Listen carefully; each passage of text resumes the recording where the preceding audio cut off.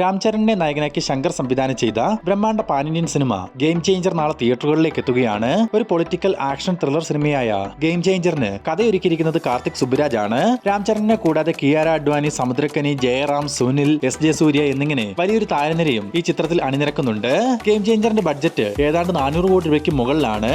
Sensor ബോർഡിൽ നിന്നും US certificate ലഭിച്ച ചിത്രത്തിന്റെ റണ്ണിംഗ് ടൈം 2 മണിക്കൂറും 45 മിനിറ്റും. കേരളത്തിൽ നാളെ രാവിലെ 9:30 മുതൽ ഗെയിം ചേഞ്ചറിന്റെ ആദ്യ പ്രദർശനം ആരംഭിക്കും. മലയാളത്തിൽ നിന്നും നാളെ തിയേറ്ററുകളിലേക്ക് എത്താനിരിക്കുന്ന ഒരു കോമഡി ഡ്രാമ മൂവിയാണ് എന്ത് സ്വന്തം പുണ്യാളൻ. ബാലു വർഗീസ്, അനശ്വര രാജൻ, അർജുൻ അശോകൻ തുടങ്ങിയവർ പ്രധാന വേഷങ്ങളിലെത്തുന്ന ഈ ചിത്രം സംവിധാനം ചെയ്തിരിക്കുന്നത് മഹേഷ് മധു ആണ്. സെൻസർ ബോർഡിൽ നിന്നും US സർട്ടിഫിക്കറ്റ് ലഭിച്ചിരിക്കുന്ന എന്ത് സ്വന്തം പുണ്യാളന്റെ റണ്ണിംഗ് ടൈം 2 മണിക്കൂറും 9 മിനിറ്റും. നാളെ രാവിലെ 10:30 മുതൽ എന്ത് സ്വന്തം പുണ്യാളന്റെ ആദ്യ പ്രദർശനം കേരളത്തിൽ ആരംഭിക്കും.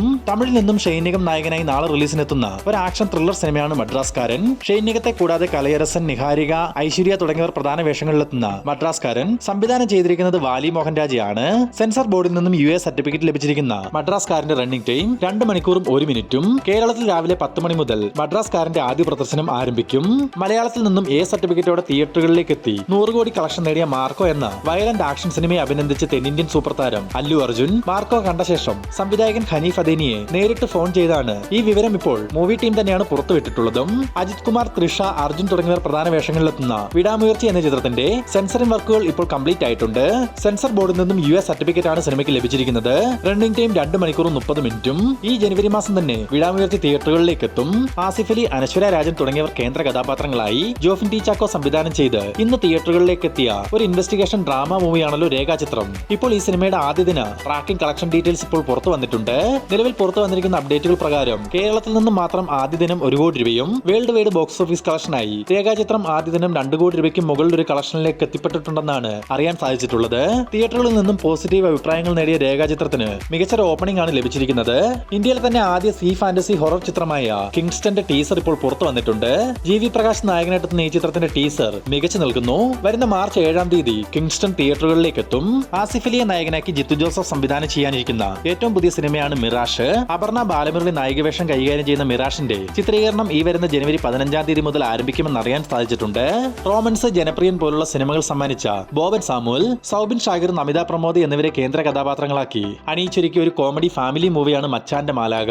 ഇപ്പോൾ ഈ ചിത്രത്തിന്റെ റിലീസ് തീയതി പുറത്തു വന്നിട്ടുണ്ട്. വരുന്ന ഫെബ്രുവരി മാസം 27-ാം തീയതി മച്ചാന്റെ മാലാക തിയേറ്ററുകളിലേക്ക് എത്തും. ലാലേട്ടനെ നായകനാക്കി പൃഥ്വിരാജ് കുമാരൻ സംവിധാനം ചെയ്തു വരുന്ന എമ്പുരാൻ എന്ന സിനിമയുടെ ടീസർ അപ്ഡേറ്റ് പലരും കമന്റ് മുഖേന ചോദിച്ചിരുന്നു. ഇപ്പോൾ നമുക്ക് ലഭിച്ചിരിക്കുന്ന വിവരങ്ങൾ പ്രകാരം ചിത്രത്തിന്റെ ടീസർ കട്ട് ഇതിനോടകം തന്നെ റെഡി ആയിട്ടുണ്ട്. എന്നാൽ ലാലേട്ടന്റെ തന്നെ തുടരും എന്ന സിനിമയുടെ ടീസർ പുറത്തു വരാത്തതിനാലാണ് എമ്പുരാൻ ടീസറിന്റെ റിലീസ് മാറ്റിവെച്ചിരിക്കുന്നത്. വമ്പൻ ബഡ്ജറ്റിൽ വൻ ഹൈപ്പിൽ വരാനിരിക്കുന്ന എമ്പുരാന്റെ അപ്ഡേറ്റ് ഇപ്പോൾ പുറത്തുവിടുകയാണെങ്കിൽ ഒരു ലോ ബഡ്ജറ്റ് ഫാമിലി ഡ്രാമ മൂവിയായ തുടരും സിനിമയെ അത് വലിയ രീതിയിൽ ബാധിക്കാൻ സാധ്യതയുണ്ട്.